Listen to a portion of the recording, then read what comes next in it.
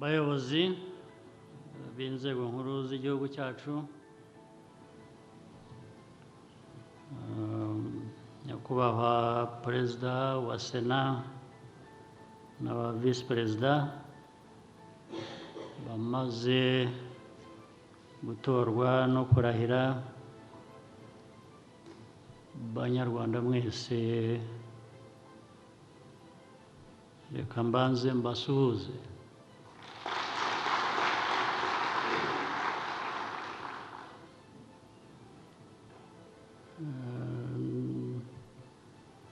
Mu gutora kandi kw'abasena aba visi perezida n'iki, mhere ku byo nabonye byiza byabanje, ngira ngo harimo nabyita amayeri y'ikinyabupfura cyangwa ikinyabupfura mu mayeri. Evode yabanje yamamaza Sorina, arabanza twese aducura oxygene, umwanya atwaye asobanura, njye nabirebaga ko nta wundi uri yatorewe aho ngaho, nta wundi wajyaga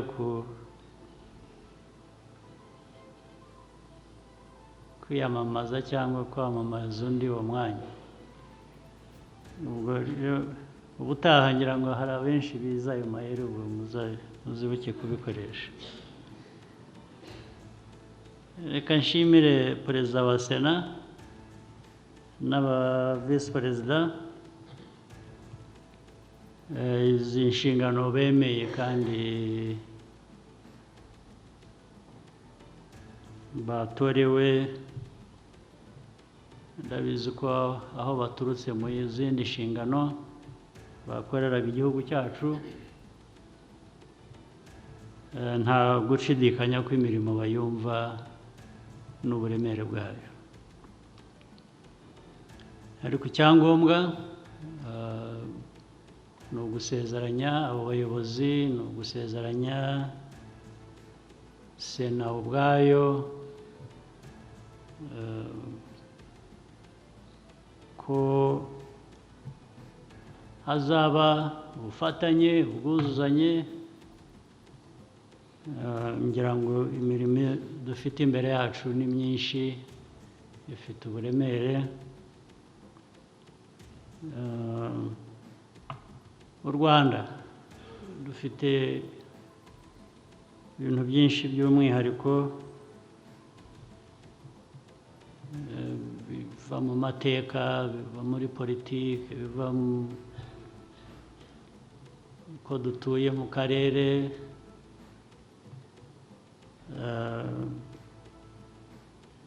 tutagira icyambu, ubwo rero bidufasha gushakisha uburyo bwose twakora kugira ngo tubeho neza, dutere imbere ndetse tugere kuri byinshi twifuza. Sena rero ibifitemo uruhare runini, cyane cyane iyo yuzuzanije n'abandi n'izindi nzego. Ubwo bufatanye buvamo ko dukemura ibibazo ubundi biba hari ingutu, ndetse n'ibigaragara ubundi ko bidafite igisubizo. Abantu iyo dutekereje neza nyine imiterere y'u Rwanda, nabyo birakemuka. Gukemura ibibazo by'igihugu, ikintu cyiza mbere ya byose ni ukutagira umunyarwanda usigara inyuma. Byose buri munyarwanda wese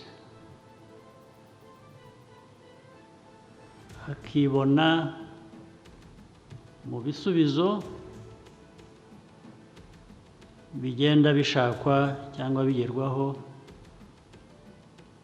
by'ibyo bibazo igihugu kiba gifite, ndetse bakabigiramo uruhare. Ntabwo ari inyungu zibageraho gusa zindi, ariko n'uruhare bagomba kubigiramo. Iki ni ikintu tugomba guhora twibuka, twibukiranya,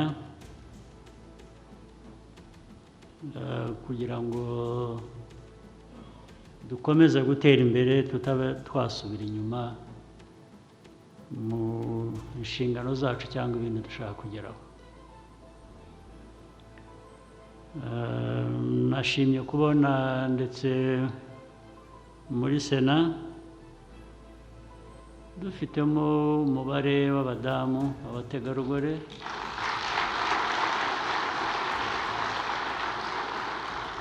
utubutse. Birashimishije. No mu zindi nzego ntabwo wenda ari bo bahora baza imbere gusa mu mubare, ariko hakwiye kubamo umubare uhagije. Naho ubundi bibaye ko buri hose umubare ari uwa mbere w'abadamu, nabyo byahungabanya uburinganire, ariko ibyo ni ikiganiro gusa, naho ubundi ntacyo bitwaye.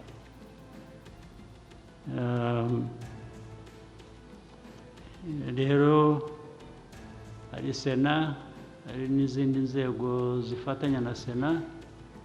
Navuze kutagira usigara inyuma, ariko nashaka kuvuga ko n'ikintu cyo gukurikirana ibyo dukora, ibyo abantu bifuza, no kwirinda kunyura inzira y'ubusamo kenshi mu bikorwa bimwe ku bantu bamwe. Tugashaka kugira ngo dukore ibintu neza, bifite umucyo, biganisha hahandi gusa inyungu z'Abanyarwanda benshi. Accountability rero, accountability ifite uburemere.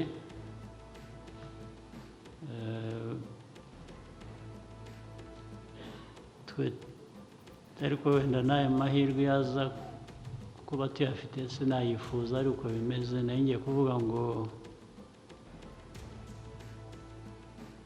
twebwe nta nubwo dufite byinshi byo gusesaguraga. Hari ababifite, ariko nabigize nabyo sinabisesagura, nabikoresha neza mu nyungu z'abaturage, kandi niko bikwiye, nibyo bifuza. Ndabasaba rero cyane nanone gukurikirana ibintu byo kujya tubona ibibazo by'abaturage no mu byaro hirya. Ibyiza twabonye internet, dufite ikoranabuhanga, kujya tumenya ibibazo by'Abanyarwanda binyuze mu mbuga nkoranyamamakuru. Ukabona umuntu yohereje ikintu avuga ati ariko mwadutabaye aha ngaha muri aka karere, muri uyu murenge, ko ibintu bitameze neza. Ntabwo bikwiye kugera aho, dukwiye kuba tubizi, kubera ko nicyo Sena n'izindi nzego nicyo zibereyeho. Ntabwo ari ibintu kubasanga hano gusa muri iyi ngoro bicayemo. Dukwiye kugera kuri bariya baturage kugira ngo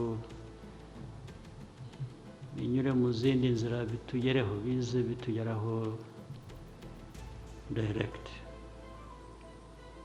ndabasaba nkomeje rero ndibwira ko twabishyiramo umwete, hanyuma narangiza mbifuriza akazi keza, ibihe byiza, mugire n'ubuzima bwiza. Murakoze.